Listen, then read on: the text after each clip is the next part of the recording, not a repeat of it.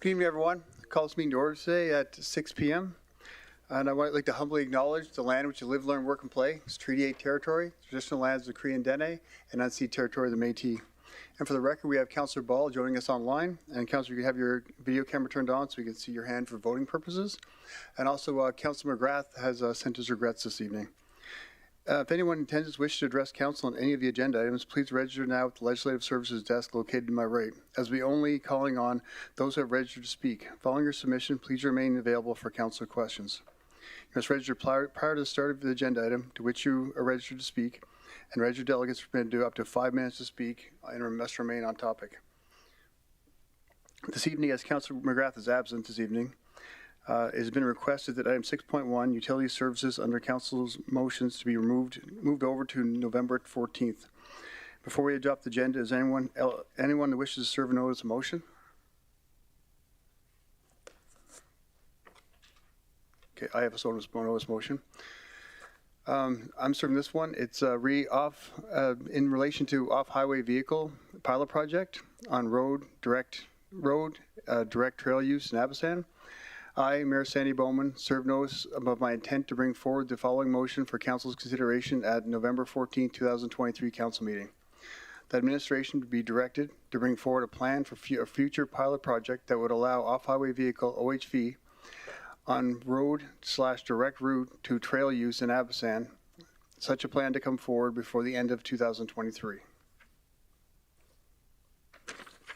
Can I have someone make a motion to adopt the agenda as presented? Councillor Ball. Can I have someone second that motion?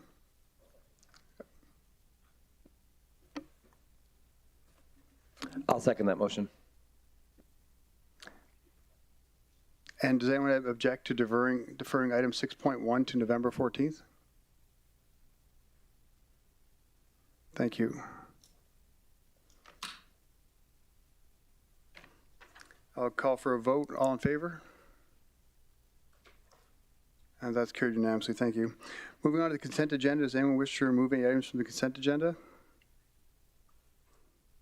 Can I have someone make that motion? Councillor Stroud. Thank you, Mayor Bowman. I move that the recommendations contained in item 3.1, 3.2, 3.3, and 3.4 be approved. Thank you. Can I have someone second that motion? Councillor Cardinal. I second the motion. Thanks, Mayor. Thank you. All in favor? And that's carried unanimously. Thank you. We'll now move into a public hearing for the land use bylaw text amendment to the city center general regulations. Before declaring public hearing open, here's an overview of the hearing process. The public hearing will be open following introduction of the item by administration and questions from council. We'll then move into written submissions and hear verbal submissions from any speakers present, followed by questions of council. To finish, we will hear closing statements, then the hearing will be declared open. I hereby declare the public hearing open.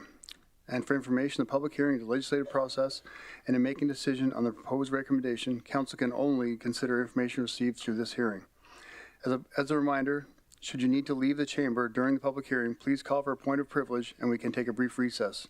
I'd like to now welcome Amanda Heides, Acting Director of Planning and Development, to provide an introduction and opening statement. Thank you. Good evening, Mayor and Council. I am Amanda Heides, Acting Director of Planning and Development, for the record. In front of you this evening is a proposed land use bylaw amendment in relation to the general regulations for development in the downtown. The proposed amendments stem from an investor inquiry received by Planning and Development for a potential development located at the corner of Franklin Avenue and King Street. The subject property is privately owned and has been vacant since 2006. The subject property formerly had a gas, bar, hotel, and a restaurant and is currently designated as FRA1 Franklin Core. The investor is interested in potentially developing retail commercial uses along with some vehicular-oriented uses and requires an amendment to the land use bylaw to allow for it. The current zoning on the subject property permits a variety of retail and service commercial uses. However, the city center general regulations within the land use bylaw restrict the development of service commercial and vehicular-oriented uses within a 100-meter radius of some of the intersections, including Franklin Avenue with King Street. As the subject property is within a 100-meter radius of the Franklin Avenue and King Street intersection, administration is recommending a land use bylaw text amendment to remove this restriction in alignment with Council's strategic plan to support a pro-business environment. The proposed amendment is therefore required to allow the development and supports future commercial development. Interest received is consistent with the land uses that are currently exist in the area. Planning and Development mailed out notices to all properties within the 100-meter radius of the Franklin Avenue and King Street intersection and received no concerns. The development interest is consistent with the policies of the Municipal Development Plan and the newly approved Downtown Area Redevelopment Plan. In addition, it aligns with Council's strategic values in relation to local economy and downtown visualization. Administration supports the proposed land use bylaw text amendment and recommends that the bylaw be approved. This concludes my presentation. Thank you. Thank you, Amanda. Do we have any questions from council? Councilor Dogar? Thank you, Mr. Mayor, for giving me the chance. Thank you, Amanda. A very nice presentation always, and so as today. About this amendment, I just want to ask you that have you done the community engagement, because that is a thickly populated, I think. Apartment buildings are there. Have you taken any feedback from them? As some safety issues are also there, being very close to, and there's a gas station going to be built up. So have we thought on these lines or not? Through the chair to Councilor Dogar, yes, we did engage with residents that were with a 100-meter radius. They were sent notifications. And also, in addition to the Downtown Area Redevelopment Plan, we also hosted a lot of public engagement sessions. And the intention of the new Downtown Area Redevelopment Plan is to support these type of uses and within that type of area. So the engagements that have occurred in 2 different time periods. I hope the second question is proper protocol has been adopted in this, because some time back there was another property given the protocol was not adopted fully. Through the chair to Councilor Dogar, we're following all the processes that Planning and Development has outlined in order to facilitate a development like this at that corner. So Okay, proper thank you. protocol is Thank being you, ma'am. followed. Councilor Stroud? Thank you, Mayor Bowman, and thank you for the presentation, Amanda. So in reviewing the bylaw, can I please understand why King Street has not been included in the addition to section 9.7.4? As it is in the circle and diagram, possibly if I could get an explanation of the deletion and addition to section 9.7.4. Through the chair to Councilor Stroud, within the existing city center land use bylaw, there was restrictions on the vehicular and service commercial within a number of intersections. There was 4 intersections that this type of use was not permitted, and that was in relation to the old city center land use bylaw. With this amendment that we're looking at today, we're basically saying that we want to remove 1 intersection from that restriction to allow for a future commercial development at that site. And that intersection is Franklin Avenue and Hospital Street, Franklin Avenue and King Street, which is why we're removing it from this land use bylaw for city center. Okay, so you're removing it because that's where you want to do the development. Exactly. Okay, thank you. Thank you. Thank you, Councilor Stroud. Are there any other questions from council? Councilor Benjoko? Thank you, Mayor Bowman. So for when this bylaw is amended, is it going to be utilized by RMWB, or is going to be open to public for development? Through the chair to Councilor Benjoko, this particular property is privately owned, so it would be a private developer or interest on that site, not the municipality. Okay, so is there any interest that has been indicated, or there's an owner? Through the chair to Councilor Benjoko, there has been interest from a potential investor or developer, and in order for them to achieve that potential investment, they would be required to have this amendment to allow for the type of development that they're seeking. By us approving this amendment this evening doesn't mean that the development is approved by right. They would still have to go through all the proper permit applications. But one thing that would be certain is that they would at least be allowed to have that type of development at that site if it was approved tonight by council. Okay, thank you. Thank you, Councilman Joko. Are there any other questions from council? I'm not seeing any. Thanks, Amanda. Do we have any written submissions? There's no written submissions received for this item, Mr. Mayor. Do we have anyone registered to make a verbal submission? We have no registered verbal submissions. Okay, is there anyone in the gallery wishing to come forward and present? Are there any other further questions of council for administration? As a reminder, as our hearing is closed, no further question or information can be gathered. Does administration have anything further to add? I'll now declare the hearing now closed. Coming out of the public hearing, now we have second and third readings of bylaw number 23/018, land use bylaw text amendment to the city center general regulations for council considerations. Can I have someone make the motion and read the second for reading the bylaw? Councilor Grandison? Thank you, Mr. Mayor. I move that bylaw number 23-018 be in a text amendment to the land use bylaw number 99/059 specific to the city center general regulations be read a second time. Thank you, Councilor Grandison. Can someone second that motion? Councilor Weigel? I second the motion. Thank you. Is there any debate, points, discussion, or comments from council? Not seeing any. Call for a vote. All in favor? And that's carried unanimously. Thank you. Can someone make the motion for the third reading? Councilor Benjoko? Thank you, Mr. Mayor.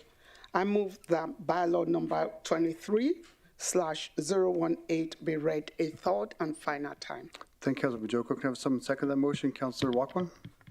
Thank you, Mr. Mayor. I second that motion. Thank you.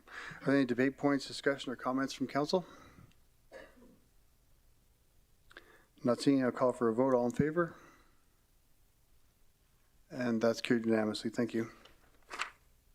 We'll now move into public hearing for the land use bylaw amendment to update the definition of funeral home / crematorium and adding in its use for a by business industrial district. Before declaring the public hearing open, here's an overview of the hearing process. The public hearing will be open, followed by the introduction of the item by administration and questions from council. We'll then move into written submissions and hear from verbal submissions from any speakers present, followed by questions of council. To finish, we'll hear closing statements, and then the hearing will be closed. I hereby declare the hearing open. And for information, the public hearing is a legislative process, and in making a decision on the proposed recommendations, council can only consider information received through the hearing. As a reminder, should you need to leave the chamber during the public hearing, please call for a point of privilege, and we can take a brief recess. I'd like to invite Amanda Heides, Director of Planning and Development, to provide an introduction and opening statement, please. Thank you. Good evening, members of council. I'm here to present a land use bylaw amendment to update the definition of funeral home crematorium and add this as a discretionary use development officer to the BI Business Industrial District. Many people in the region consider pets as an important member of their family. Currently, animal cremation services are only offered through local veterinarians who transport remains to Edmonton for cremation. This proposed amendment stemmed from an inquiry received from a local entrepreneur interested in opening a pet crematorium business in the Gregoire industrial area. Upon review of the current land use bylaw regulations, it was found that the current definition of a funeral home crematorium in the land use bylaw does not permit the cremation of animals, as it is specific to human remains only. And secondly, the Gregoire industrial area is zoned as BI Business Industrial District under the land use bylaw and currently does not allow funeral home crematorium as a use either. Based on the best practice research and planning rationale, administration conducted public engagement to seek feedback, but no comments were received on this proposed amendment. The proposed amendment to the current definition will allow the municipality to approve businesses that could manage animal remains locally and be able to review each application to ensure its compatibility with surrounding uses in the area. This proposal is consistent with the directions and principles of the Municipal Development Plan, which encourages supporting local businesses, and it also is in alignment with Council's strategic plan to support the local economy. For all these reasons, administration supports the proposed amendment and requests that the proposed bylaw be approved. Thank you. This concludes my presentation. Thank you, Amanda. Does council have any questions for administration?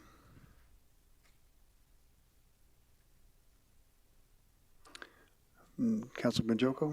Thank you, Mr. Mayor. So just for my education, the funeral services for animals, are they carried out by the regular funeral homes, or would there be separate, would there be veterinary doctors, or how does this work? Could they be added to an existing funeral home service, for instance? Through the chair to Councillor Benjoko, in the region right now, we have 2 funeral homes for human remains. We have 0 crematoriums for human or animal. As of today, pet remains are not legally permitted to be disposed of within the region. If we were to approve the bylaw amendment this evening, crematorium services would be permitted for animals and for humans. In terms of whether or not a funeral home would take on animal remains, that would be up to the individual businesses. It could be that it's a specific business that's set up that would only focus on the remains of pets. And the interest that we received at Planning and Development from a local entrepreneur was for that very reason, was to open up a business in Gregoire Industrial for the purpose of pet remains. But either way, if we were to approve this land use bylaw amendment this evening, entrepreneurs would be allowed to at least offer that service in the region. Right now, animals are being transported outside of the region to Edmonton or other cities. Yes. Okay, thank you. You're welcome. Thank you, Councilor Benjoko. Councilor Dogar? Thank you, Mr. Mayor. Madam, thank you for the presentation. I just want to ask you, what is the existing procedure? What is the amendment we want? So can you please, for my information and advice, can you please repeat what is the existing one?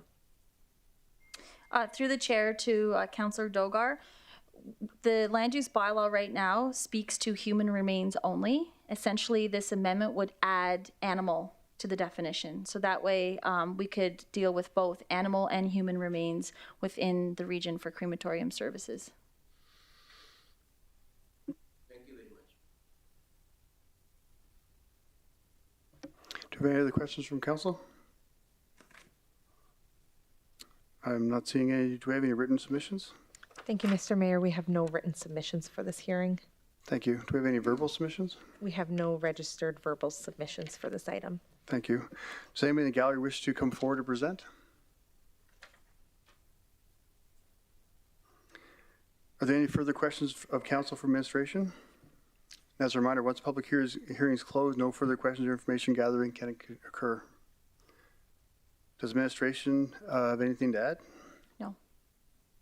I'll now declare the public hearing now closed. So coming out of public hearing, we now have second and third reading of bylaw number 23/019, land use bylaw amendment to update the definition of funeral home / crematorium and adding in as a use to the BI Business Industrial District. Can I have someone make the motion for the second reading of bylaw number 23/019? Councillor Walkman. Thank you, Mr. Mayor. I move that bylaw number 23/019, being a text amendment to the land use bylaw number 99/059, specific to funeral homes, crematoriums, be read a second time. Thank you. Can I get a second for that? Councillor Benjoko? Thank you, Mr. Mayor. I second the motion. Does council have any debate, discussion, or comments? Not seeing it. I call for a vote. All in favor? That's carried unanimously. Thank you. Can I have someone make the motion for this third reading? Councillor Weigel? I move that bylaw number 23/019 be read a third and final time. Thank you. Can I have someone second that motion? Councillor Stroud? Thank you, Mayor Bowman. I second the motion. Thank you. Does council have any debate, discussion, or comments? Not seeing it. I call for a vote. All in favor? And that's carried unanimously. Thank you. Thank you, Amanda. Next we move into item review and reconsideration for skate park development in Gregoire. I'd like to invite Keith Smith, Director of Public Works, to introduce the report. Councillor Dogar, you have something? Thank you very much, Mr. Mayor, for giving me this chance to speak. I just wanted to formally welcome CEO Henry Hunter, and good to see him. One of my dreams was it should be from the region. Thank you very much, all of the committee. They did work on it, and the man from the region is there from our neighborhood. Neighborhood means the organization which was close to the municipality. Next time, certainly, we would expect and request CEO to make a successor of yours, plan the career plan. Councillor Dogar, that's You know, topic. that is my wish. Let me please convey it. No, sorry, and I wish him best of the luck. And he has been here previous year also. Okay, thank you, Councillor Weigel. That's upheld. Yeah, that's not what we're talking about, Councillor Dogar. Thank you. So I'd like to invite Keith Smith, Director of Public Works, to introduce the report, please.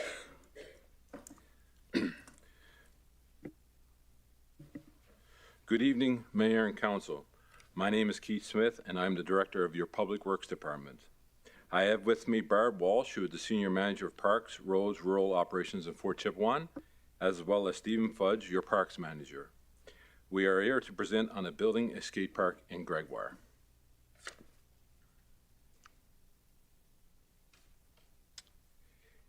In response to the motion passed by Council, your Parks team has provided a presentation that will provide an overview of the demographics, current skating infrastructure in Fort McMurray, conclusions from the community engagement, and design concepts for consideration. The data provided on this slide was taken from the Parks Master Plan of 2019. Key findings identify some areas within the region lacking parkland accessibility. The plan helps guide development for future parks, open spaces, and recreational amenities. Gregoire was identified as underserved, having less parkland than the Canadian standard with respect to hectares of parkland per 1,000 population. In terms of the status of skate parks, RMWB currently has slightly more skate parks than similar-sized communities in Alberta, such as Red Deer, Grand Prairie, and St. Albert. Even though the skate parks obtained a slightly higher rating, the Parks Master Plan suggests considering the region's unique features before drawing any conclusions from this comparative analysis. Available demographic statistics clearly identify a large proportion of the skate riders are expected from Gregoire, followed by Beacon Hill and Prairie Creek, which can advise potential development of the skate park in Gregoire.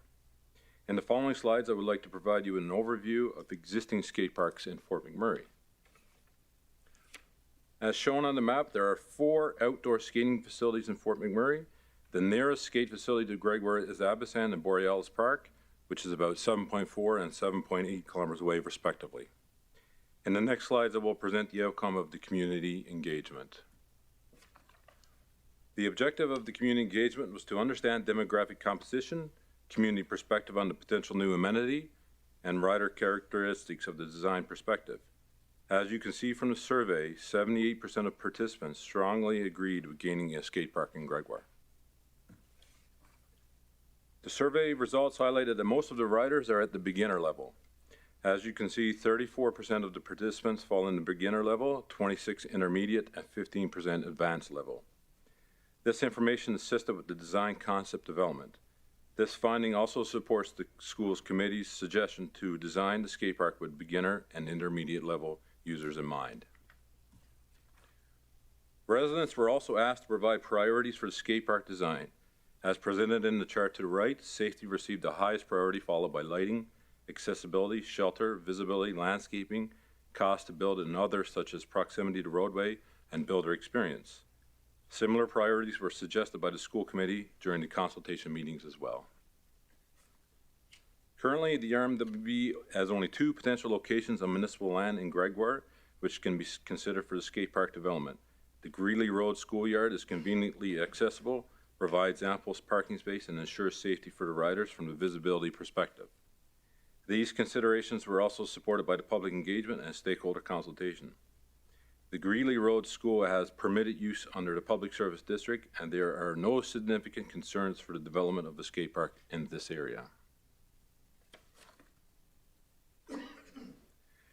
There are 3 potential design options that may be considered for the development of a skate park in Gregoire. This option is a low-cost investment, which is approximately $300,000, but it would result in a significant maintenance and operational costs, approximately $35,000 due to seasonal removal and installation. It would only allow for a few customizational options, and most importantly, the school committee has expressed safety concerns due to visibility within the existing ice rink. Option number 2, as identified in the picture. This option is a mid-level investment which will cost approximately $800K with low maintenance and operational expenses, approximately $15K per year. This option will allow for greater customization options and matching community expectations and confirmed throughout community engagement and stakeholder consultation. Potential option number 3. This option has a high initial investment, approximately $1.5 million, but a low operational maintenance cost, approximately $10K per year. This option will only allow for limited options for change and is not ideal for beginner level riders. In this slide, you will see the comparison of the options based on the costs, maintenance needs, usage, and key stakeholder expectations. In summary, option 1 is installing a skate park on the existing ice rink. Is a low-cost investment with significant maintenance and operational costs, limited customization options, and only partially meets community expectations. Option 2, skate park facility on a newly constructed concrete pad, is a mid-level investment with moderate maintenance and operational costs, flexible customization options, and meets the expectations of the community. Option 3, which is a permanent skate park facility, has a high initial cost investment but low operational maintenance costs. Once built, we have limited customizational options, and it is not ideal for beginner level riders and partially meets community expectations. Community engagement was performed through an in-person engagement session, survey and forum with key participants in the public. The engagements exhibited findings that demonstrated community support for Gregoire Skate Park. It highlighted riding skill levels, community design priorities, and provided age demographic information. These details assisted in determining a location and design options. Should council be in favor of one of the 3 options presented, administration will include the selected option in future year's capital budget. This will allow for a fair and transparent evaluation and consideration of the project. Thank you, and we'll take any questions you may have. Thank you. Yep. And thanks for all the work you put into this. Just start off a few questions. What's the reason for the such high cost in option 1 for maintenance, yearly maintenance? Through the chair to Mayor Bowman, the cost of this is that we would have to take all the equipment outside of the rink, cost of labor and the cost of storage, where we would put the storage, and again we would store it, convert it back to a rink. Once the rink is no longer needed, we take all that equipment and bring it back to the ice rink and convert it back to a skate rink. Okay, and would removal and building it on the rink, would that damage the rink surface at all? Would that need maintenance as well? Through the chair to Councillor Bowman, or Mayor Bowman. At this point in time, I don't think it would cause any damage, but that would be included in the 35 if there was any repair that needed to be done to the surface. Okay, just one last question. Does the RMWB's master park plan support this? Through the chair to Mayor Bowman, this would be considered a medium priority. It's not something that's vitally important to the region or something that's safety-wise that would need to be fixed. The master plan does not suggest building any new skating infrastructure within the municipality, so no, it would not. The master plan would not recommend it. Super. Thank you. Councillor Grandison? Oh, thank you, Mr. Mayor, through the chair. Just a real quick question. I seem to remember back in the days, anytime a park was built, there was a provincial grant that was usually made available, and would this qualify for said grant, and would the RM apply for it, or would a community group need to do that? I believe it used to be about $125,000 back in the day. Through the chair to Council Grandson, we have not gotten to the point where we would explore a grant. However, if we were directed to do so in future budgeting, that is something absolutely we would explore. If it was the administration that applied, we would do it. However, if it was community group, we would work with the community groups to obtain that funding. Okay, but there used to be a grant for this kind of development, was there not? Are you familiar with what I'm talking about? I can't remember the name of the grant, but when I worked here, we used to apply for them for all parks. Through the chair to Councillor Granson, it depends, I guess, on the year and the grants that's available. At that point in time, there might have been different grants available. I do think Councillor Ball recommended something there. I'm not sure. Okay, thank you. Thank you, Councillor Grandison. Councillor Ball?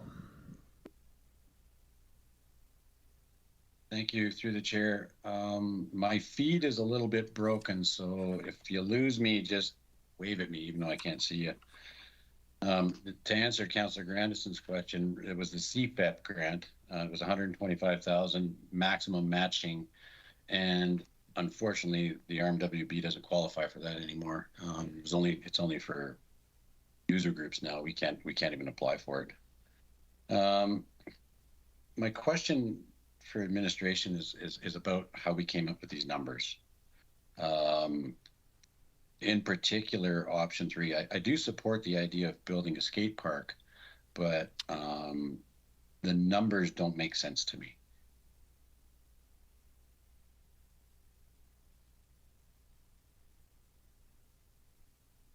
Did I lose you? Through the chair to Councillor Ball, I thought you froze there for a second. Well, I did. I don't know. Maybe I'll turn my camera off. That might help. Through the chair to the question, with regards to the estimation, what we've done is you guys are frozen. What we've done is 3 of the 4 skate parks that's within the municipality now is similar to option 3. Based upon what it took to build those parks, add on inflation, add on supply chain, add on recent projects that we've done, it's the same as any capital projects that we do. We come up with a number that we think that would, at that point in time, build that park. So we're comfortable in those numbers. Okay. Thank you. Well, I'll see. I guess I'll speak to that. I'm not comfortable with those numbers. I think one of the things we need to look at, and that's not illustrated in this presentation, is how big this skate park would be, and potentially how many users would be utilizing that park site. Have we done any research as the numbers of kids that would use that park versus the number of kids that would use, say, Syncrude Athletic Park skate park, considering that one's located in a much larger subdivision, Timberley and Thickwood? Did the engagement have the numbers?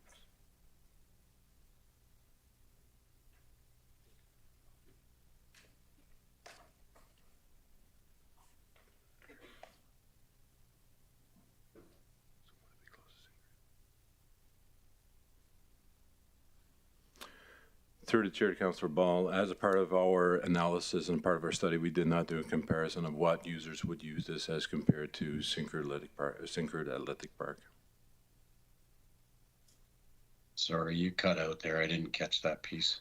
Mind repeating that? Through the chair to Councillor Ball, I said as a part of our analysis, we did not do a comparison of users in Gregoire as compared to Timberley Park. Okay. All right, thank you. That's why I struggle with these numbers a little bit, because I've done my own investigation relative to the cost of building these parks, and they're basically, for a full build, they're about $50 to $80 a square foot. So if we went to $80 as the max, you'd be building a roughly 16,000 square foot park for $1.5 million, and Syncrude Athletic Park's only 11,000 square feet. So that's why I struggle with the numbers, and I think maybe we need to go back to the drawing board to get real numbers, real users, and how many we're going to need to define a solid budget versus what I think is just a guess.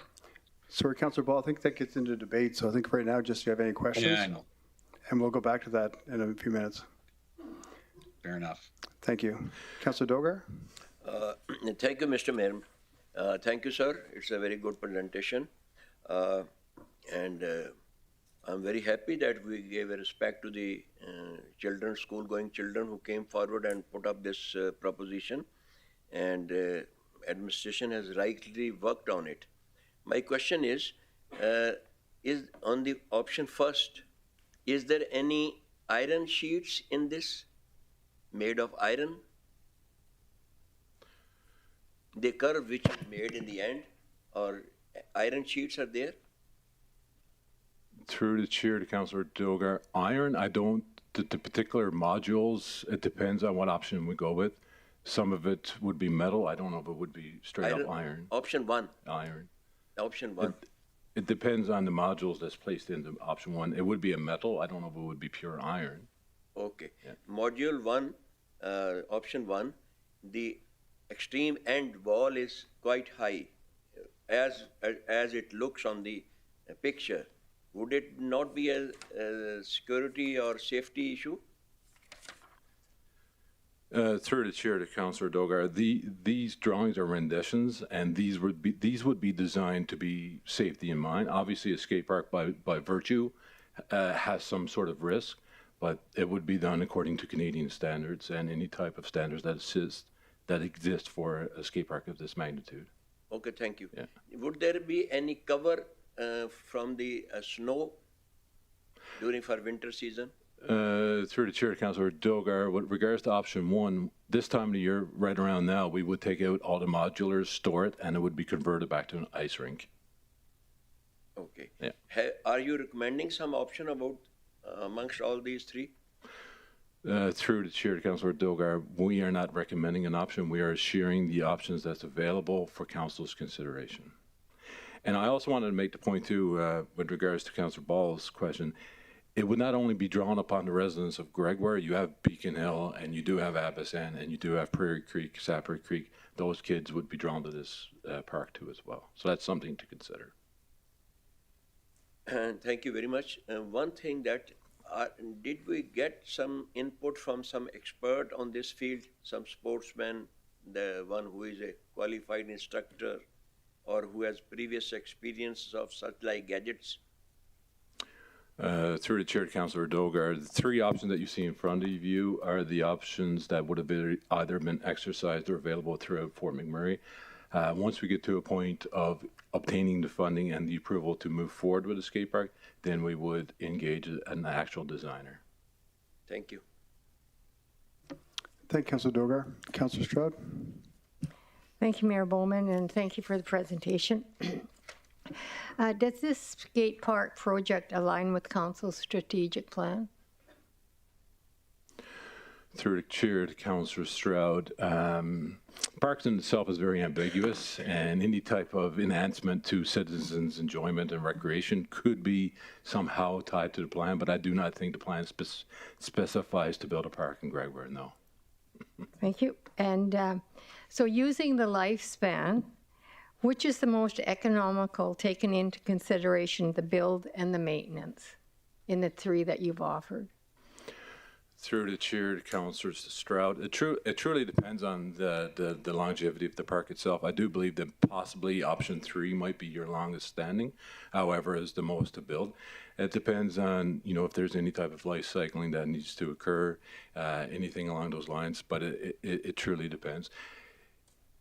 Based upon the survey results, it said that the users in Gregoire were beginners and intermediate, which means that as if we were to build a park, as we went forward, we could change the modules to change with their skill level. However, if we did go with something like number 3, it is what it is.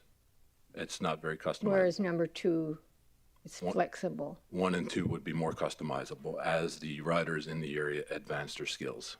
And the cost is less, but however, the lifespan, that's a challenge in itself.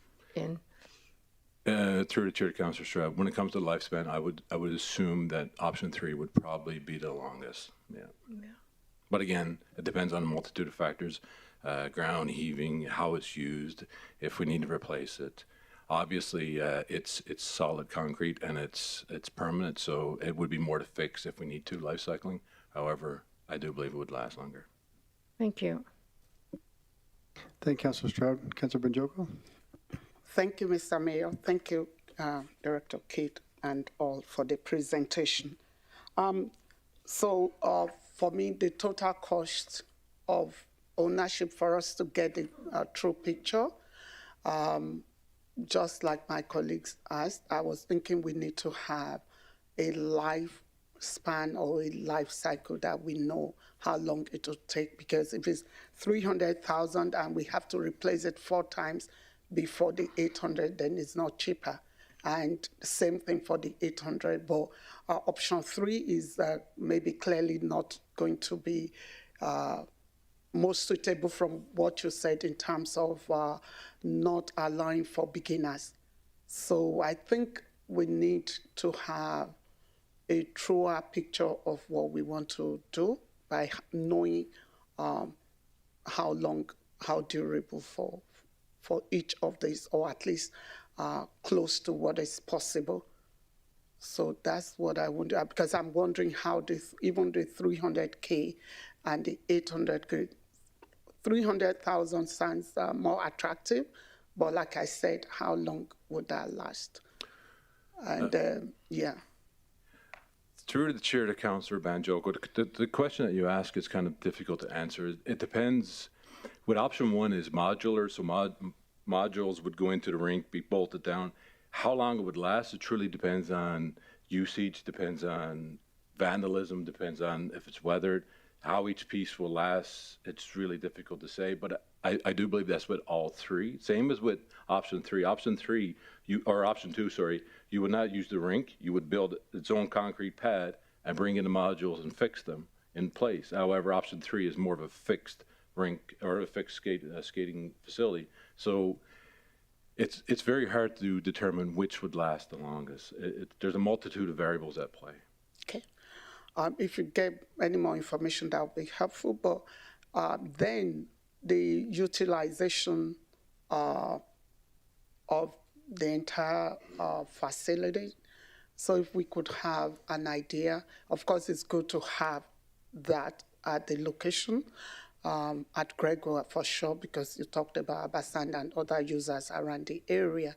But on the whole, do we think that the population of prospective users would call for this project?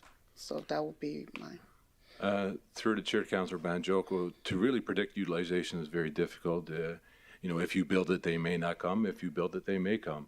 However, we did do the engagement. There was well over 500 respondents to the engagement. 78% agreed that the skate park is needed and it would be used. I do believe it would be used, but for me to sit at this point in time and say it will be used by 30 children per day, I can't predict that. I just know that from my own experience, the other skate parks, even though we don't do those numbers, they are heavily used. Okay. Thank you. Thanks. Thank you, Councilor Majoko. Councilor Boussier? Yeah, thank you, Mayor Bowman, through the chair to Director Smith. Keith, you mentioned the other parks. The one in Borealis, would it be closer to the design 1, 2, or 3? I believe you said 3, right? Through the chair, Councillor Boussier, 3. So what's the square footage of the one at Borealis? Through the chair, Councillor Boussier, we do not have the square footage of the park in Borealis close. Okay, what would be the 3 different designs? And I guess this is further to what Councillor Ball said. What would be the square footage of these 3 different designs? Like the third design looks much larger than design 1 in square footage. Is it? Through the chair to Councillor Boussier, I think we need to keep in mind these are 3 options that we could go forward with. However, if we were to go forward with this, there would be more of a design plan and more design elements and exactly what elements would be used, and then that would determine more of the size to be built. We're jumping ahead almost to the very end in that discussion versus the idea in this discussion. No, I appreciate that, Keith. I guess what I'm confused with, if you look at one, it's 300 grand. It looks like it's a 20-year cost until you get to the design option 2 when it comes to total cost. And then option 3 is even a bit more. So I like if you look at these, option 1 looks pretty simple, but yet option 3, granted it's 5 times the cost, looks much more significant in both features and size. So I guess to try to decide in which one I support, I guess maybe if the drawings were a little more accurate, and certainly not blaming you for it, but it's just here, I looked, option 1 looks fairly simple, looks more like Borealis Park to me than option 3 does. Option 3 looks fairly huge. Okay. And you had mentioned during the presentation, I think you had mentioned something about there's 7 or 8 kilometers between the Gregoire and Borealis Park, or between the skate parks? Through the chair, Councillor Bussier, yeah, between Gregoire and Avisan and downtown, yeah. Okay, so how does that compare to other communities? How far would, like if skate parks in Red Deer or Lethbridge between, did we look at that as a driving distance if we're gonna throw out the 7 or 8 kilometers here in town? Through the chair, Councillor Bussier, just to answer your first question, I think what we need to keep in mind is that in option 1 is an existing pad, an existing rink, whereas in option 2, a lot of the dollar value would go into building that pad. So with option 1, you've already got a lot of capital costs already covered. All you got to do is cover the cost of the modular components. However, with 2, you got to build the pad with the components. And as you know, concrete and building these pads are not cheap. When it comes to comparables to other communities, I don't know the actual distances. However, I do know that based upon the benchmarking of the Parks and Master Plan, when we looked at other areas, we are doubled in skate parks. So most, like Red Deer and all those other communities have 2, we have 4. So we are overserved when it comes to skate parks. I don't know the distances between the average family, division and where the skate park lies. Okay, thank you. Thank you, Councillor Bussier. Councillor Ball? Thank you. Through the chair to Director Smith. I guess I had one question about the engagement piece. Did you mention that you had engaged the school boards for utilizing that site, the proposed site? Through the chair to Councillor Ball, absolutely, the school in Gregoire was engaged. And you got back positive from that school board? Through the chair to Councillor Ball, yes, and that if you recall back in March, the school that came here, that's the reason why we're here. So they're definitely 100% for it. Well, I understand. Yeah, I understand the kids are for it, but the administration might not be. I'm more concerned about the administration side of things. I mean, as you know, sometimes skate parks unfortunately attract the wrong people, and bringing those to a school site is a concern. Have we thought about that? Absolutely. It depends, obviously the facility will bring different types of people. However, through our engagements with the school boards, they actually recommended the Greeley site, so that they are on side with this. Okay. All right. And to answer Councillor Bousillier's question, Syncrude Athletic Park is 11,000 square feet, Parsons is 6,600, and Axton is 9,300 square feet. So we have a variety of sizes in the community, and I would just ask, are we certain that the 1.5 is, because I struggle with one of your answers, is that we kind of put in the cart before the horse, that we just get the money and then we design it to that budget, or do we design it to a size? Through the chair to Councillor Ball, we designed it to a need. So have we identified what that need is? Through the chair to Councillor Ball, based upon the Parks Master Plan, as I explained to Mayor Bowman, it does not recommend the skate park. However, the students came forward on March 28, wanted a skate park. The residents of Gregoire, 78% wanted a skate park. If it's the wishes of this council to move forward with a skate park, then we will go down the road of more of a design, and the design would inform, and the design and consultation and what's needed would inform the need, therefore get a crisper amount on the estimation of the build. Okay. All right. Thank you. One further question. Would we be able to do some of that investigation piece relative to what it potentially would need to be built or would need to be built to satisfy the request of those kids without adding it to our budget?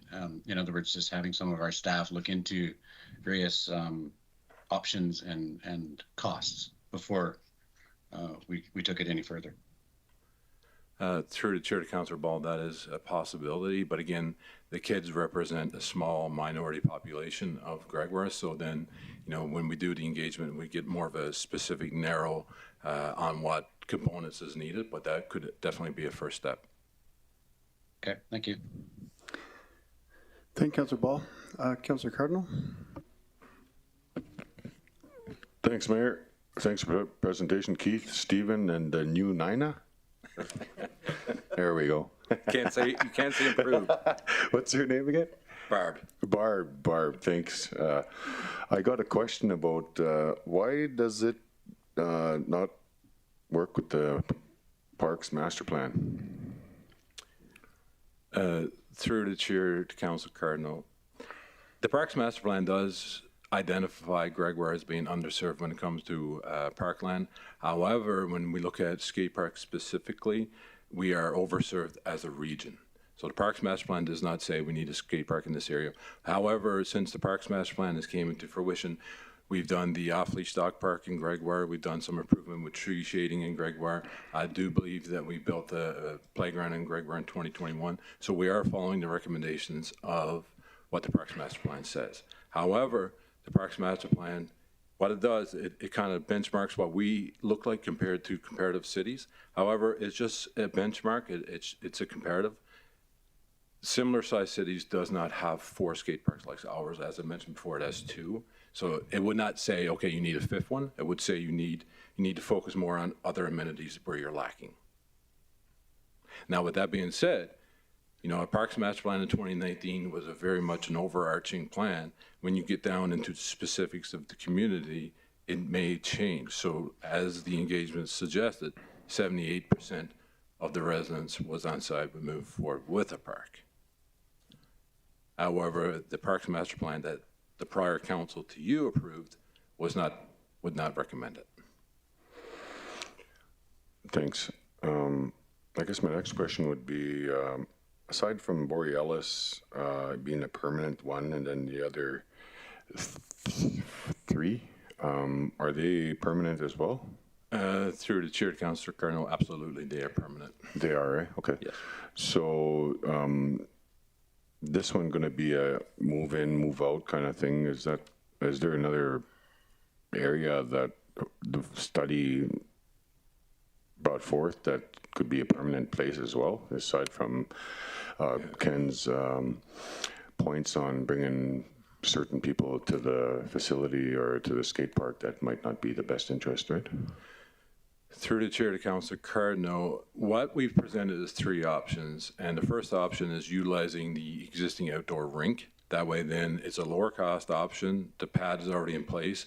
In the summer times when it's not being utilized for actual ice skating, we can move in these pieces, and then this time of the year we would move it out. But that's only an option that we're presenting to you of the 3 that's available. When we look at recreational opportunities such as this, the $1 million question is land. If we have to buy private or provincial land, that's when your cost will skyrocket, double if not triple. In Gregoire, there's only 2 locations, I believe Moberly and Greeley. And based upon our engagements, based upon what the community wanted, such as accessibility, safety, lighting, all those great factors, that's the location that was chosen. Thank you. Thank you, Councillor Cardinal. Councillor Grandison? Thank you, Mr. Mayor, through the chair. First and foremost, I appreciate the effort and the work that administration has gone through. I mean, anytime you've got something outside your guiding principles, which is your master plan, now you have to get creative and look.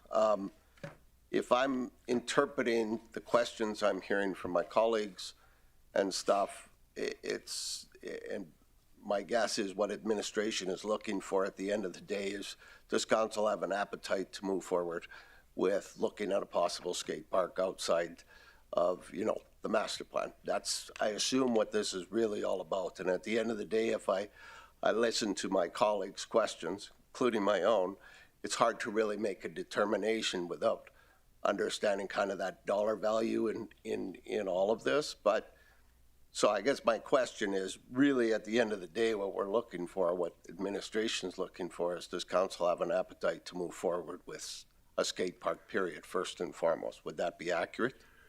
Through the chair to Council Grandison, essentially what's happening is that on March 28, I do believe, when the students came forward, they presented this, and Council made the motion for us to go back and do our due diligence. Yep. So that's what we did. We did the engagement to see what the community wanted.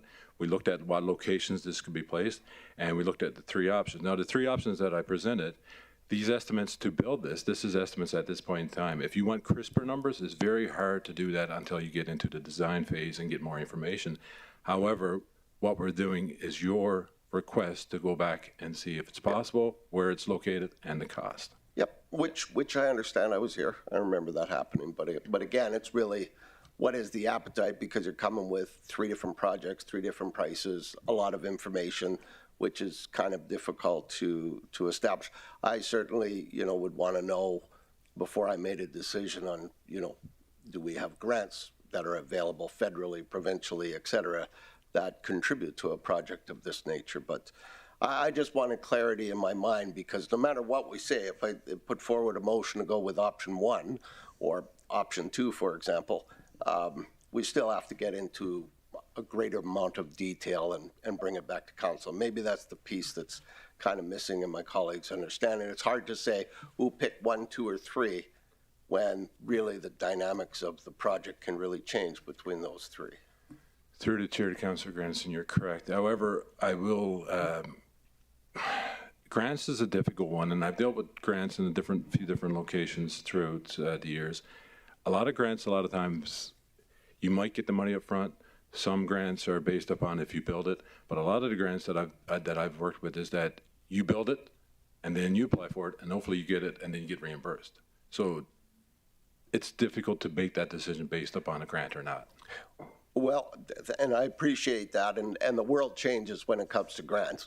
My colleague, Ken, has indicated that we as a municipality can't get that grant anymore, only community groups, so I would assume that we would work with a community group to ensure that the grants were applied for, and that's really all we can do. I recognize that we don't have control whether the province or the feds gives us a grant, but we do have control of making sure that we always apply for them.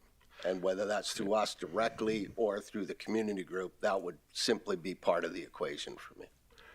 Through the chair to Council Grandison, absolutely, with anything that we do within public works, being parks, being transit, being everything that we do, we exercise and look for every opportunity for grants to save the municipality, the taxpayers' dollars. We would work with the CFO in our group to see if tax or any type of grants are available.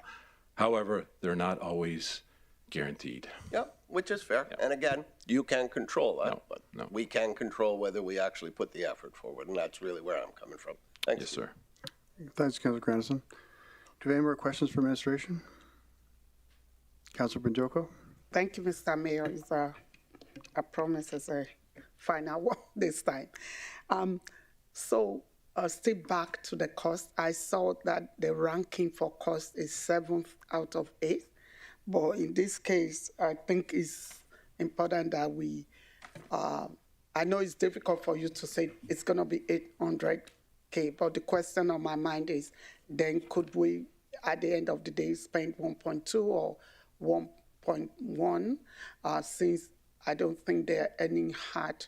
So I'm wondering if these are guesstimates or some level of estimate or some sort of digging to do some cost analysis to arrive at these figures so that we don't get surprises, serious surprises, and also considering supply chain challenges and all that.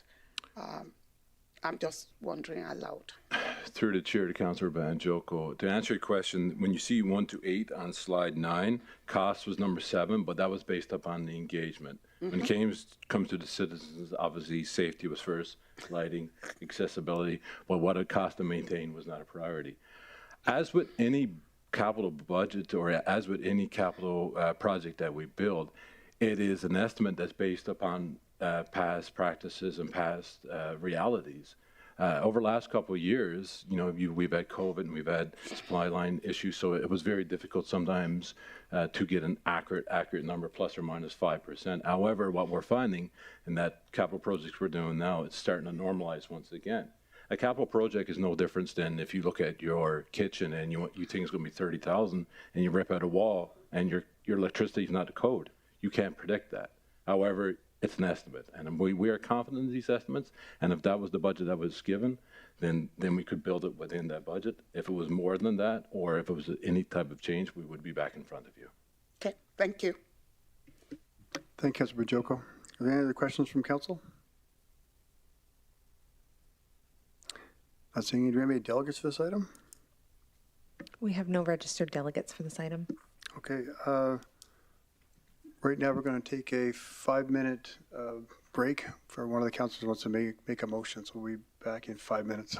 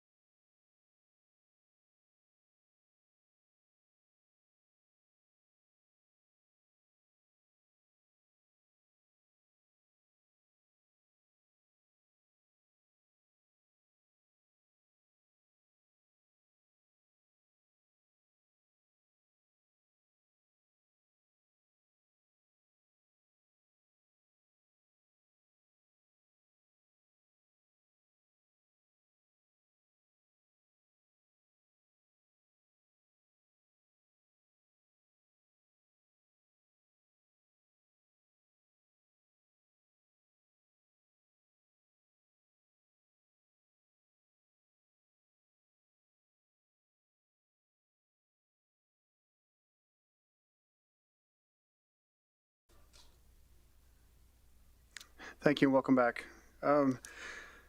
Councillor Ball, would you like to bring forward a motion? Yes, I would, Your Worship. I move that the matter be referred to administration for further investigation on design concepts, including size requirements and budgetary considerations. Thank you, Councillor Ball. Someone like to second that motion? Councillor Weigel? I'll second that motion.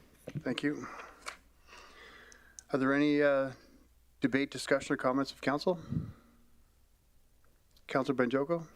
Thank you, Mayor Bowman. Thank you, Councillor Ball. I'm wondering if I can ask administration if you will be able to bring back more information other than what you presented tonight. Through the chair to Councillor Banjoko, that's a difficult one to answer. Really what we need to know is whether or not we build it, yes or no.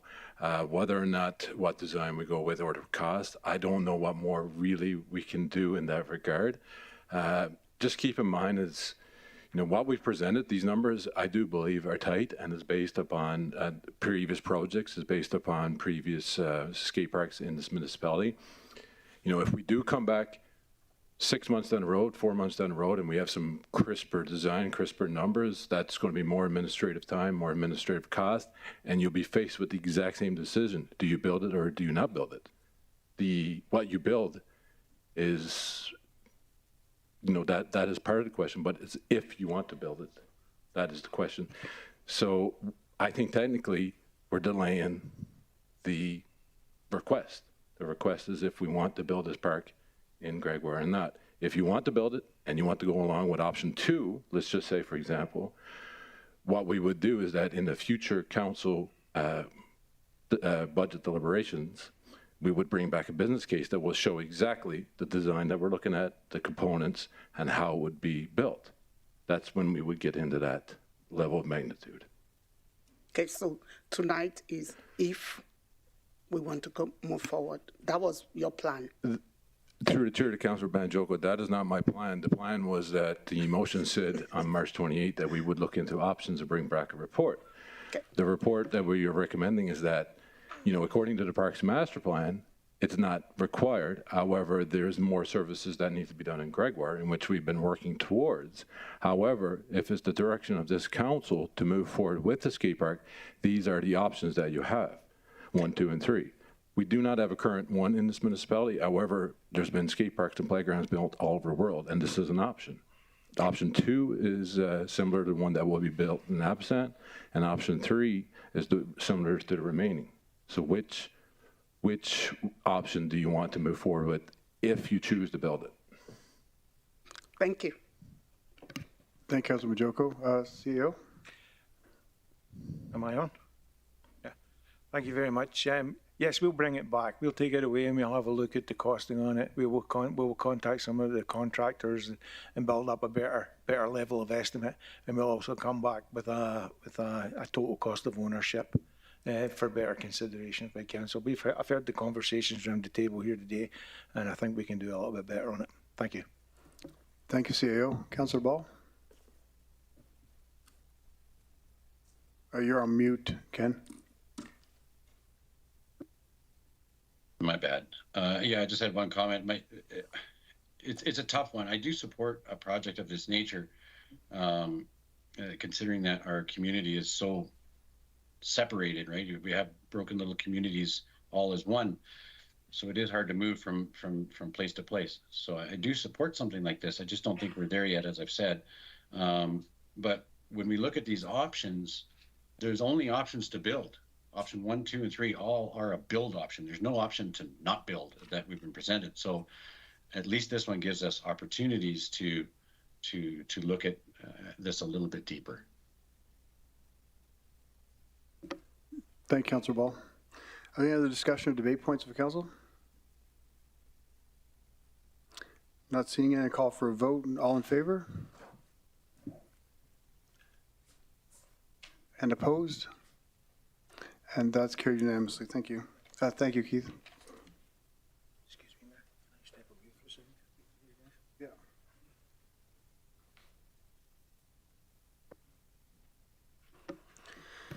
Next, we have a report on the 2023 capital budget amendments. I'd like to invite Laurie Farquharson, Chief Financial Officer, Mason Ross, Manager Engineering Programs, Maureen, I still can't pronounce your last name, Maureen, Nakochensky, Program Manager Flood Mitigation, to introduce her.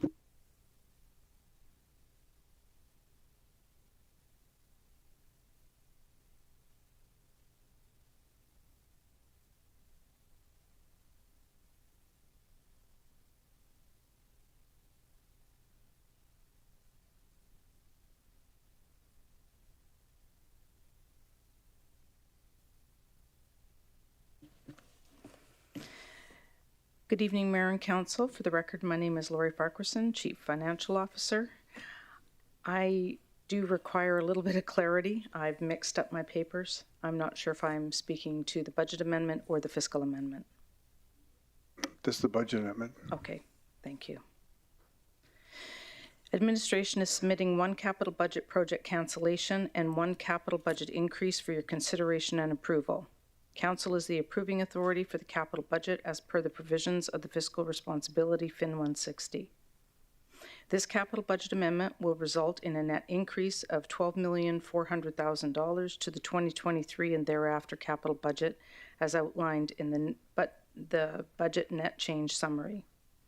The capital project cancellation is related to a 2019 project for the Fort McMurray Water Treatment Plant filter efficiency improvements, which was part of an overall improvement project. Based on the assessed approach, the project was deemed to be cost prohibitive. Alternate technologies are being considered and system modifications will be revisited as part of future water treatment plant process improvements if required. The capital budget requiring additional funding is related to the flood mitigation to proceed with the northern portion of the Tag Nova Eco-Industrial Park flood mitigation measures. The total anticipated cost of this project is $18.5 million.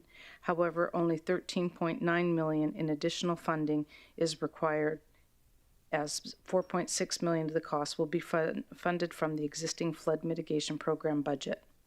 The amendment request is being made in advance of the 2024 budget requests to allow for procurement activities related to the project to occur in late 2023. The decrease in funding of $1.5 million is from the 2023 and prior capital budget, and the increase in funding of $13.9 million is from the 2024 and thereafter capital budget. The full impact of the amendments will be incorporated into the 2023 budget upon council approval, as illustrated in attachment 1 through 3. Administration is requesting that the 2023 capital budget amendments as summarized on attachment 1, 2023 capital budget amendment, project addition and cancellation, net impact dated October 21st, 2023, be approved, and that the revised cash flow of capital projects as summarized on attachment 2, 2023 capital budget amendment, project addition and cancellation, cash flow summary dated October 24th, 2023 be approved. This concludes my presentation. We're happy to take any questions. Thank you. Do you have any questions of council? Council Dogar? Thank you, Mr. Mayor. When is this construction, madam? Thank you very much for the presentation. It's a nice presentation. But my question is that when is this construction going to start? Through the chair to Councillor Dogar, the anticipated start would not be till the new year, but I'll defer to my partners in Start engineering. of new year or middle of new year construction is normally in summers. So is there any definite time or no? Through the chair to Councillor Dogar, this budget request is to proceed with the procurement activities first. So typically we're seeing long durations, 8 to 12 weeks for procurement, another 4 to 6 weeks by the time we see an executed contract. So we would expect to see construction starting likely late Q1, or early Q2 of 2024, which would put us ahead of schedule to be able to commence for next year. If we were to wait until budget processions, we would lose about a 5-week schedule on our procurement, which would then see activities likely commencing into May or June. So this budget request or amendment is done so in advance of the budget deliberations to make sure that we can hit the ground running for the 2024 season and then see conclusion of the project in 2025. Thank you very much for the elaborate reply. But my query is that once it is almost 10 months that construction is going to start and budget is after 2 weeks. Why can't we include the same thing in the budget? Why not now? Why getting it separately? Again, through the chair to Councillor Dogar, we're anticipating to see this post in the market next week is our goal. We're just in circulation internally following today's budget procession or today's council meeting. If approved, we would be seeking to have this posted to the market for bidder opportunities, as I said, next week. I have had some discussions with the Construction Association, and they also stressed the importance of getting this to market now. That way, again, we can see activity start a lot sooner for next year. Thank you, Councilor Dogar. Councilor Benjogo? Thank you, Mayor Bowman. And thank you for the presentation. So I reviewed this and I have difficulties in understanding what you want or in agreeing with the proposal. Like my colleague said, we are starting budgeting for 2024, and in your response, the bidding process could take 12 weeks. And there's no way we can do any new projects till about April, May. So you have more than 12 weeks. So this is not, to me, doesn't sound like an amendment. This is a new project, because if you're asking for 13 million to be added to 4.6, that doesn't sound like you are making some changes. It looks like, I'm not an engineer, but it looks like, I mean, it's a project that needs to fall into our plan for the coming year. That's one. The 4.6 million that you said will be moved from one of the flood mitigation projects, or where's that coming from? And yeah, so where is the 4.6 coming from? So through the chair to Councillor Benjogo, historically you may recall that the flood mitigation program was a very large budget, and it was taking care of the entire flood mitigation initiative, which Maureen may be able to speak more to in a moment. But the overall budget, we have been breaking it out by reach. We've also been breaking it out to identify temporary flood mitigation, which is an operational cost, as well as any future costs with the new reaches. So we currently have $4.6 million unassigned within the flood mitigation program, in which Mason can utilize for this reach. But in order to go to market, he requires the 18.5 million. So this is one of our financial controls with entering into procurement. In order for him to actually have a what we refer to as a PREC, a purchase requisition, he needs to have access to the 18.5 million. He only has access to 4.6 million.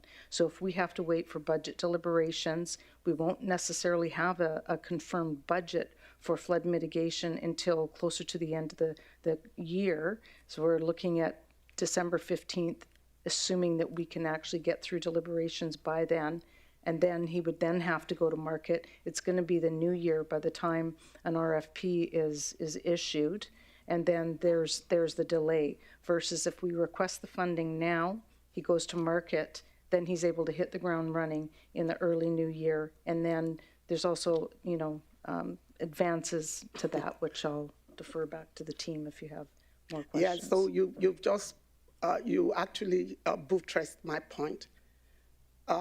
Approving a new set of millions prior to starting the budget plan for the year, which is like 4 weeks, 6 weeks down the road, I don't really understand why we are coming for this now. And this is major. This is not, like I said, it's not like we need 2 million to augment 8 million. So I feel administration should have added this to the budget that you are presenting in 4 weeks, in 6 weeks. And I also believe you know that my whole life has been supply chain, purchasing PREG and purchase order. Anywhere in the world from about first week of December, you won't get much, either even if you send PREG out and all that. So I really don't see the value that we can add by bringing a total main budget at the edge of finishing a year. Sorry, So- Councillor Banjoko, would you have a question in that? Yeah, that's my question. What is the, I still question the timing, I question the purpose, and I question what we can achieve by doing this. Through the chair to Councillor Banjoko, I would say we gained 2 months of procurement time. We would be able to, as I noted, we're seeking to have this posted to market for next week, hoping by the end of the week. Noting that, as CFO Ferguson noted, budget's not scheduled until December 15th. We would likely not see this posting until January. Noting again, 12-week procurement posting, we likely wouldn't close until end of March. Procurement timelines to execute a contract would be like late May. Contractors now have to purchase and order materials. It pushes our schedule. We're just trying to get ahead by the 60 days here by making this request in advance of budget. Councillor Banjoko, your mic.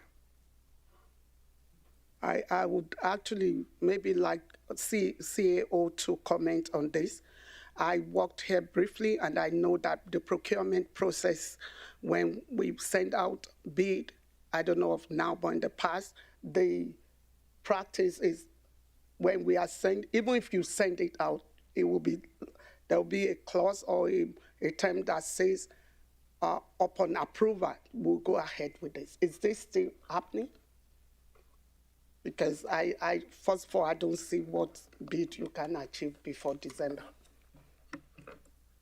So through the chair to Councillor Banjoko, unfortunately, our procurement process doesn't allow us to go to market before before we have the grant funding or the funding in place.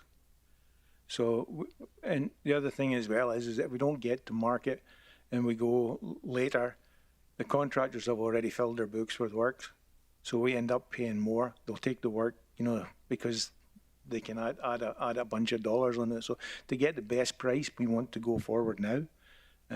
We will look in the future, I think, at trying to change our procurement process where we can go to market before we've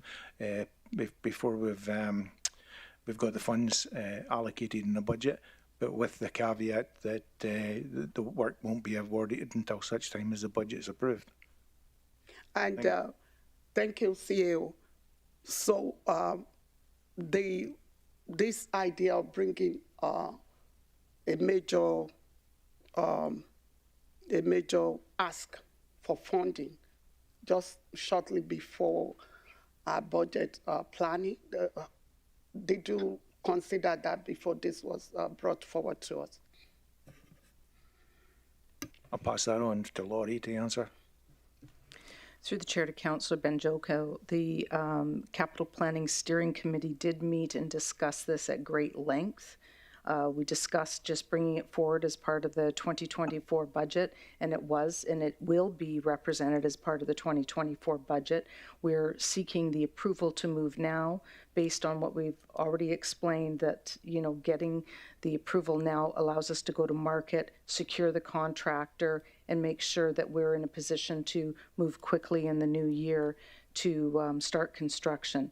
I think another important measure is in speaking with our investors, I am hearing that there's a constant increase in commodity, right? There's increases with economic factors. So you could see a large project like this being significantly more expensive in the new year as well. Okay. Is procurement director here? Through the chair to Councillor Banjoko, she's not. Okay, okay. Thank you. I'll hold off for now. Thank you. Thank you, Councillor Banjoko. Councillor Ball? Thank you, through the chair. I think we're missing one question, and maybe I'll ask. Why the cost overrun? Why the increase?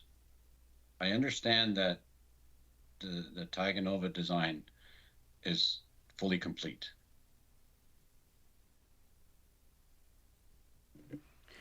Through the chair to Councillor Ball, this is a net new ask within the flood mitigation program, so it's not a cost overrun. It had not been considered up until recently, so this is a net new reach being added to the program budget. Thank you. That's why I was asking. I knew that. So I guess my next question is then, if we already have a design completed for it, how did we pay for that? Through the chair to Councillor Ball, that would have been from the design portion of the flood mitigation project funding. I can appreciate that, but what I'm getting at is that we did a design on a reach that we didn't have in this scope of work. So now it's being added to the scope of work. And I can appreciate that in 2014, the scope of work was significantly different than it is in 2023, considering the 2020 flood.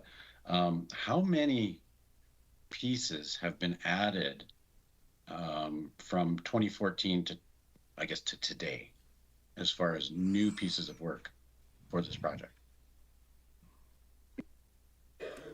Through the chair to Councillor Ball. Excuse me. The Taiga Nova portion of flood mitigation was explicitly added to the flood mitigation program after the flood in 2020. And there were council resolutions made in 2020 that explicitly mentioned Taiga Nova Eco-Industrial Park and directed administration to include that in the flood mitigation program. So in addition to Taiga Nova, we have the reaches 1 to 4 enhancements, previously referred to as 1 to 4 top-ups. We have the underground enhancements, which we have discussed previously. We have the seasonal mitigation work, which has been discussed as well. And there have been some spin-off projects, ripple effect projects such as Reach 8 bank stabilization, which is due to the consequences of the 2020 flood, and the Hanging Stone expansion area, for example. So there are easily half a dozen pieces that were added to the flood mitigation program after the 2020 flood, and those were identified as stages 2 and stage 3 projects in the last flood mitigation update. Thank you. Okay, thank you. And to that, I guess yes or no, was the Taiga Nova construction piece added to the budget at any time, or is it just now?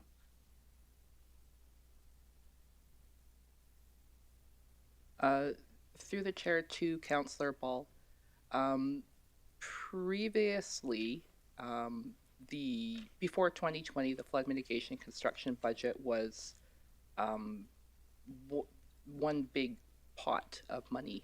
After 2020, we started adding individual construction projects, so that's why you see the decrease from the original program budget of, I think, $143 million to $117.5 million. We started adding the estimated costs back in as we had an estimate for them. So since we didn't have an estimate for Taiga Nova North previously, it wasn't added to the program. We've been adding the construction projects as they come closer to finishing design. Thank you. Okay, I appreciate that. So with that being said, how many more will be coming, and do we know what a potential end cost will be for this project?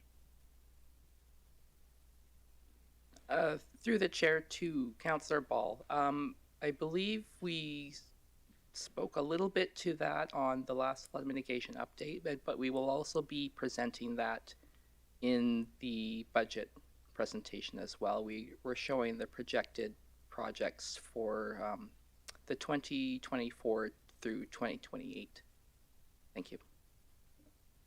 Okay, so the 131 won't be the final number. It'll be significantly higher than that, is my assumption. Through the chair to Councillor Ball, yes, the program has increased in cost since we've added so much scope. Thank you. Okay, thank you. And one further question. Director Forkerson had mentioned seasonal work. Did that seasonal work come out of the capital budget? And just off the top of your head, do you know what the rough cost was for that? Is that something that should have been maybe recovered under operating? Through the chair to Councillor Ball, I'll ask CFO Forkerson to comment more on the transfers to operating. But if I recall correctly, there's been about $27 million spent on seasonal mitigation thus far, and I don't believe that the money has been replenished out of the capital budget. Thank you. Okay, thank you. So had that seasonal work not been done out of this particular budget, you wouldn't be here asking for $18 million, would you? Through the chair to Councillor Ball, you are completely correct. All right, thank you. Thank you, Councillor Ball. I just have a quick question. The funds that we're moving, these funds in the 2024 budget were already approved last budget. No. The ones we're moving from 2024 to now, to the 2023 budget? Through the chair. Through the chair to the chair, we did have long-term funding request for flood mitigation, but this is an additional reach, so it is a net new increase of the 13.9.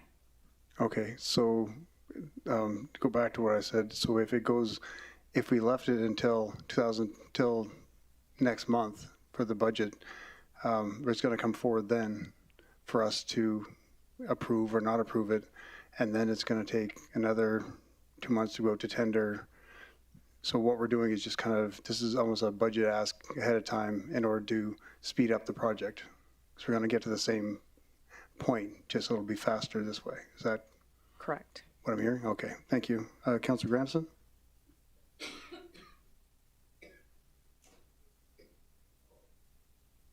Oh, there I am. Thank you, Mr. Mayor. Through the chair. He stole part of my thunder because I was essentially going to say the same thing. But I do want to make a point because administration often hears from this side of the coin, well, on this side of the coin, you've done exactly what we've asked you to do, which is get things out there in advance, make sure our tenders are out so we can start at the beginning of the construction season instead of later.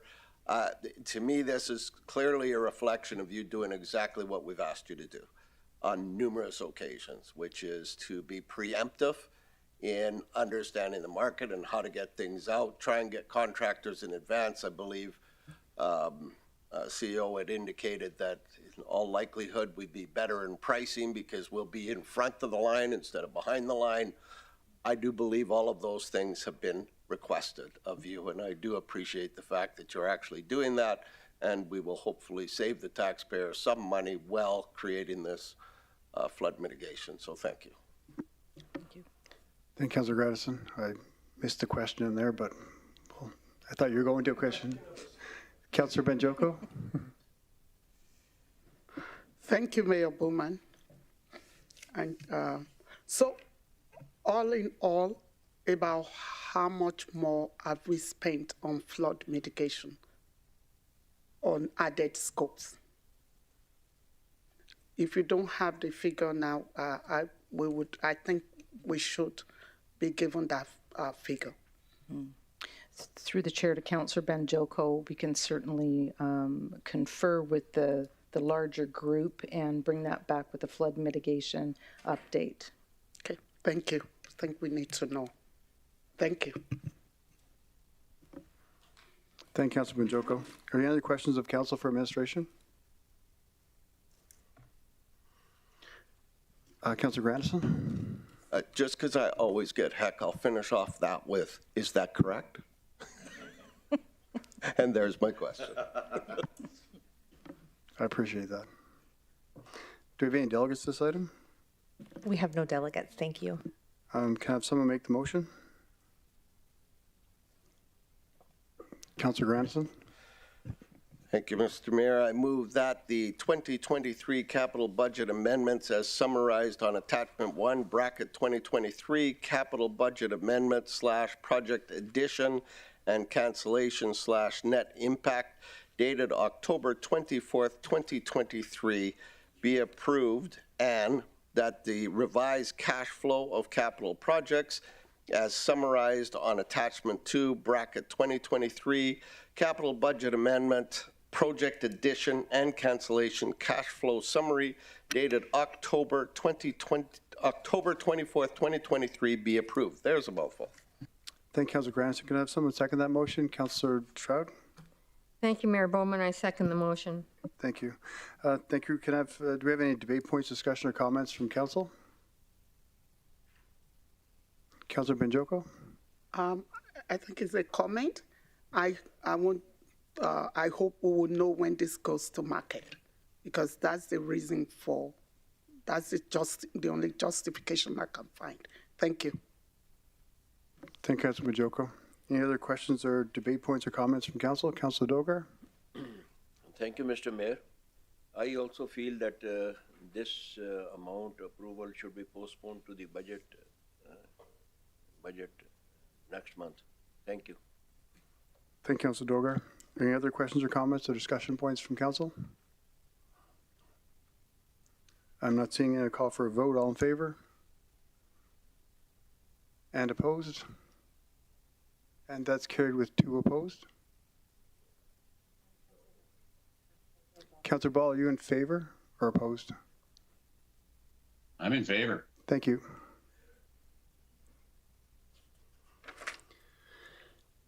Next, we have the report on the 2023 Q3 capital budget fiscal amendments update. I'd like to invite Lori, Mason, and Maureen to remain seated and introduce the report, please. Good evening, Mayor and Council. For the record, my name is Lori Farquharson, Chief Financial Officer. I'm here this evening to provide a report on the capital budget fiscal amendments implemented by administration within the provisions of the Fiscal Responsibility Policy FIN 160, which occurred over the third quarter ending September 30th, 2023.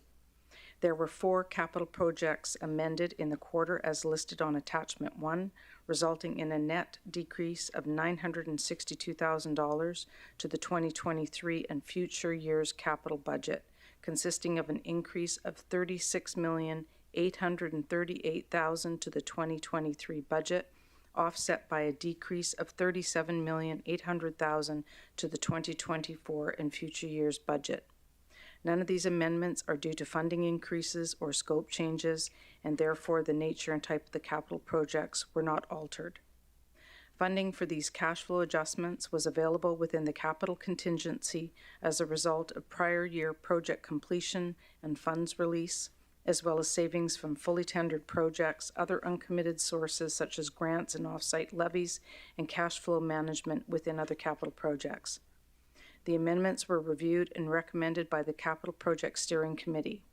There were 4 capital project amendments, all of which required a cash flow adjustment. Additionally, 1 amendment included a funding change and 1 included a budget reduction. The first project is flood mitigation for the Reach 5 construction contract for structured walls and earthworks, which was tendered in Q4 2022, and the contract was executed in Q1 2023.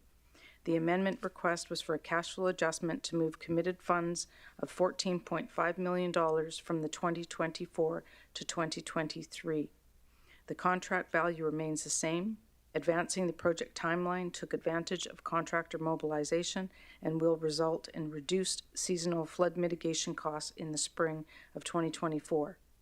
Public Works North Facility construction was the second project. This amendment was required to move $7 million from future years to the 2023 budget, as work on the facility had proceeded ahead of schedule. The anticipated completion date of the project is now Q4 of 2024 instead of Q1 2025. The amendment also included a funding change of $18.8 million from the capital infrastructure funds to grant funding in order to recognize approved municipal sustainability initiative known as the MSI funding grant for this project. The next project was the Saunderson pressure reducing valve and lower town site supply lines.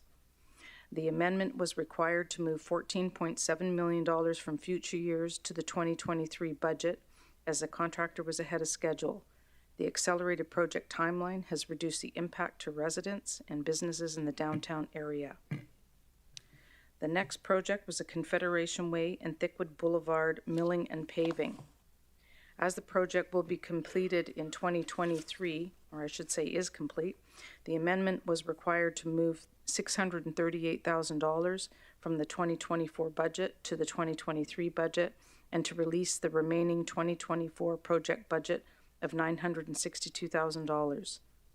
Within the fiscal policy Fin 160, administration is authorized to reallocate capital funds provided that the change will result in efficient administrative and project delivery process. The change will not result in an addition or cancellation of the project, and there is no scope change. Council set debt and debt service limits are not exceeded. The third quarter 2023 capital fiscal amendment satisfies all of these conditions as stated within the fiscal responsibility Fin 160 with a net decrease of $962,000 to the 2023 and future year approved capital budgets approved by Council. This concludes my presentation. I'm happy to take any questions. Thank you, Director Farquharson. Do we have any questions from Council? Councilor Stroud? Thank you, Mayor Bowman, and thank you for the presentation, Lori. So it appears there is acceleration in some projects. When projects are accelerated, does it affect other capital projects in that they are potentially pushed forward to a future year? Through the chair to Councillor Stroud, with the 4 to 5 projects that I mentioned here, I don't believe so, but I'm not the project manager on these various projects. Bringing forward the funding, we used savings that were within the capital contingency, so it should not have impacted any other projects. Thank you. Why is this service? Thank you, Councilor Stroud. Councilor Benjoko? Thank you, Mayor Bowman. So I believe a couple of these projects are ahead of time. For sure. Through the chair to Councillor Benjoko, yes. The Confederation Way and Thickwood Boulevard milling and paving was scheduled to be complete in 2024, and it is complete now. My understanding is the Public Works North facility construction will also be completed in Q4 of 2024 instead of 2025. Maureen, you can speak to Reach. Yes, and the Saunderson pressure reducing valve is also ahead of schedule. Well, okay, that's good. A good problem to have, I think. Thank you. Thank you, Councilor Benjoko. Are there any other questions from Council for Administration? And do we have any delegates this item? We have no delegates for this item. Can I have someone make the motion? Councilor Benjoko? Thank you, Mr. Mayor. I move that 2023 Q3 capital budget fiscal amendments update as summarized in attachment 1, 2023 capital budget fiscal amendments dated September 30th, 2023 be accepted as information. Thank you, Councilor Benjoko. Can I have someone second that motion? Councilor Stroud? Thank you, Mayor Bowman. I second the motion. Thank you. Does Council have any debate, discussion, or comments?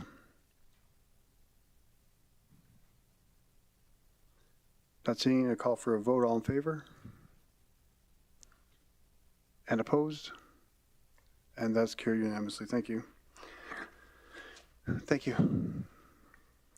Next, we have the report for the 2023 Q3 Progress Report, Council Strategic Plan, 2022 to 2025. I'd like to invite Kelly Hansen, Director of Strategic Planning and Program Management, Monica Lance, Program Manager, Municipal Initiatives, to introduce the report, please.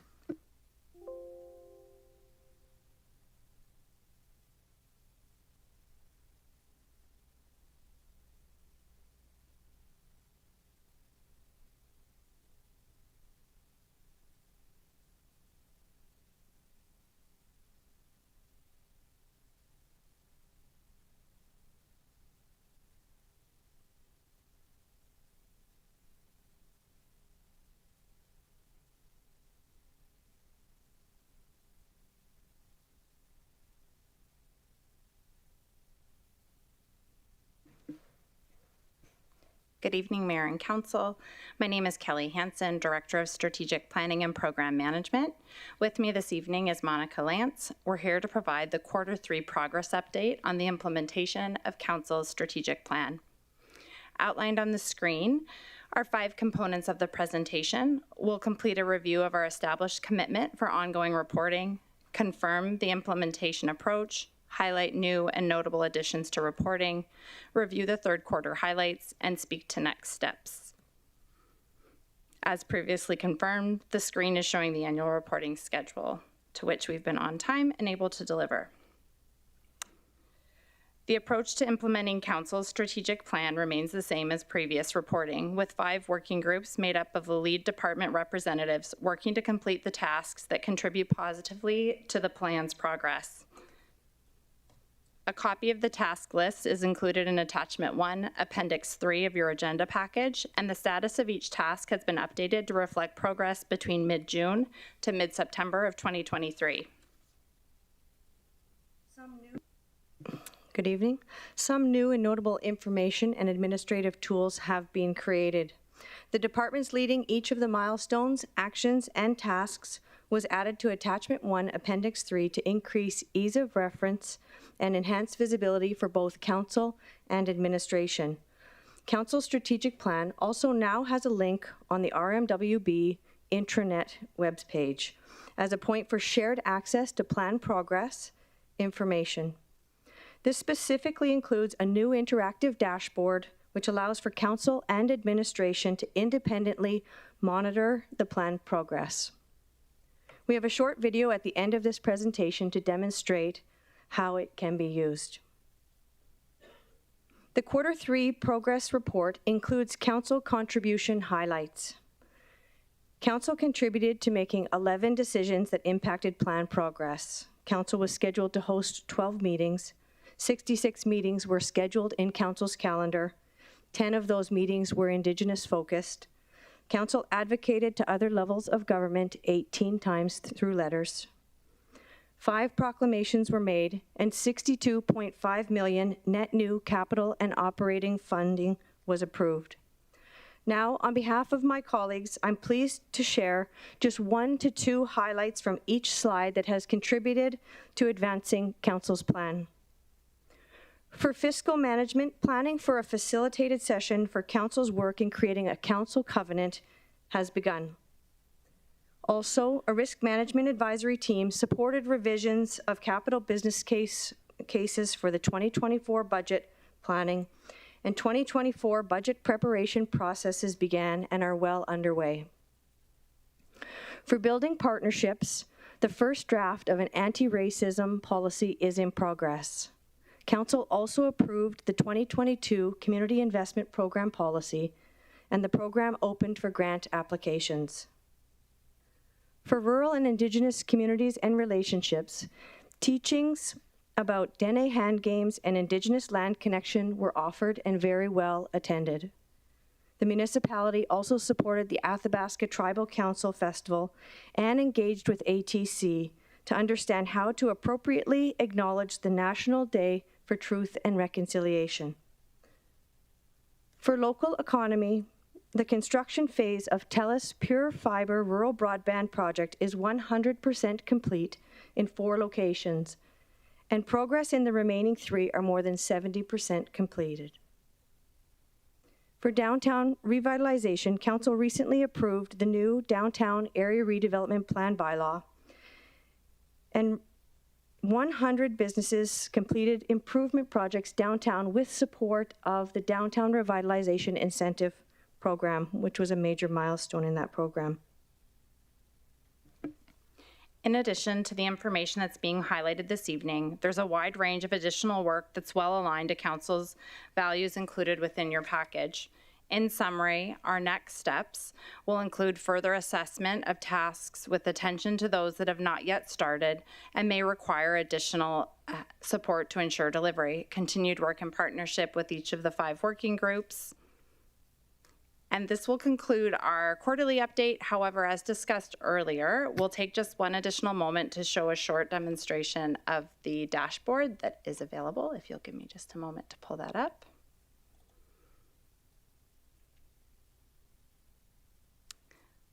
Once on the internet homepage, you'll see Council's strategic plan on the left-hand side. At the bottom of the page, you'll find documents related to the plan.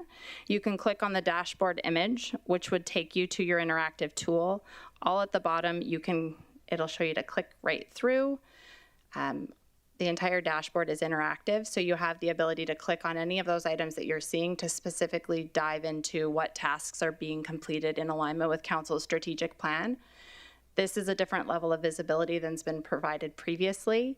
It's something I would certainly encourage you to work through and to kind of play around with. It helps you to understand how administration has taken the language from Council's strategic plan and is implementing it on a daily basis.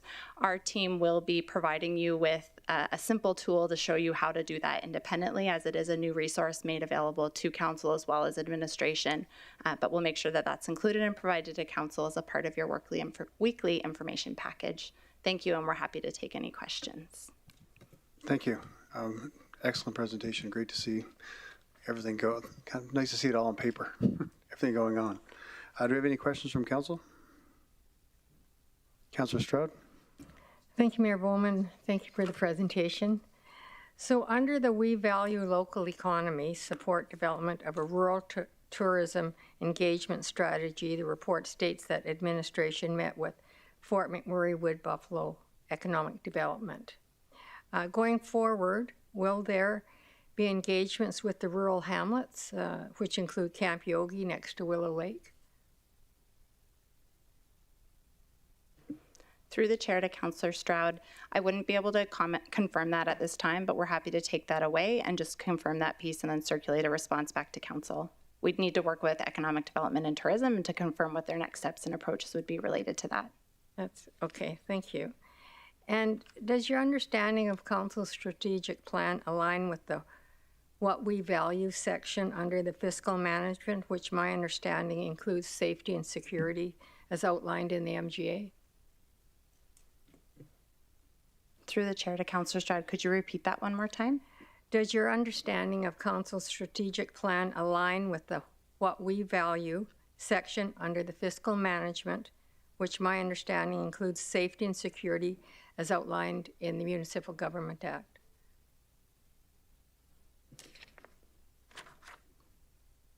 Through the chair to Councillor Stroud, again, I'd want to confirm what's specifically listed within the Municipal Government Act. I'm certainly happy to take that away. I don't have it handy in front of me at this time. Okay, yeah, Kelly, if you can just send an email or whatever. Thank you. One more question.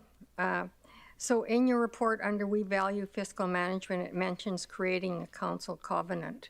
FM 2-4, initiate the process to select consultant to support development of a council covenant as not started. So I'm somewhat confused as Mayor Bowman is working with legislative services for a council retreat, strategic plan review, and council covenant session. So is this one and the same, or is the one under We Value Fiscal Management more in-depth? As I noticed, it includes council's code of conduct. Through the chair to Councillor Stroud. In fact, this is one of those tricky pieces where the reporting period that we're looking at goes up until September. And so what you would see in the next quarterly update would absolutely indicate movement and progress towards that task, which is what you've spoken to, that there's currently conversations ongoing around coordinating for a council covenant, the development of and the selection of who would help to facilitate that. But will administration also be putting on a plan? Like, because I noticed it includes council's code of conduct within your strategic plan. So is that part of what we're going to be working with? Because within our retreat. Through the chair to Councillor Stroud, my understanding is the agenda has not yet been confirmed. Ultimately, it's council's covenant. And so my understanding is that mayor and council would be determining what would be discussed during that facilitated session. And then specifically what you're seeing within council's strategic plan, the language is intended to denote that a council covenant doesn't replace a code of conduct, is the language that you're seeing within the plan. Yeah, it aligns with it. Okay, thank you. Thank you, Councillor Stroud. Do you have any other questions of administration?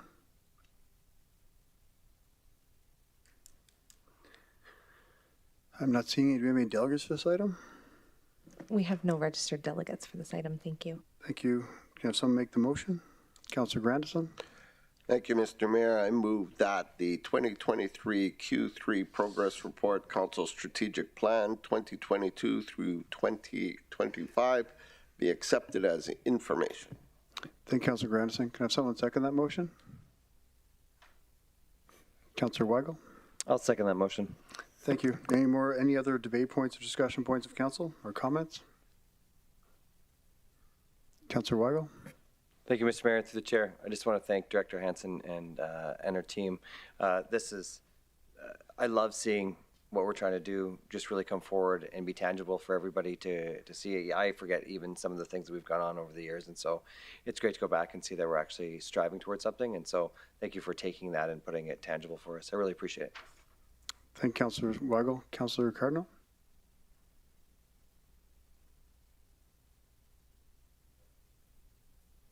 Live. You're live.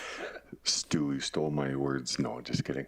I just wanted to say how impressed I am actually by the pop-up they got going on there, and I'm gonna have to really look at it as just from a citizen's point of view and start going through it all, because you know we worked on a strategic plan ourselves, but seeing it in a blank format it was good. So thank you very much, and I appreciate all your hard work and I appreciate the presentation, and look forward to actually be going over it and, like I said, looking at it as from a citizen's point of view. Thanks. Thank you, Councillor Cardinal. Are there any other questions or comments or debate points from council? Not seeing a call for a vote. All in favor? And opposed? That's carried unanimously. Thank you. And that's it for tonight's meeting, everybody. Thank you for joining us. Marcy Cho, Ken West-Compton, thank you. Bonne nuit. Good night. We'll now take a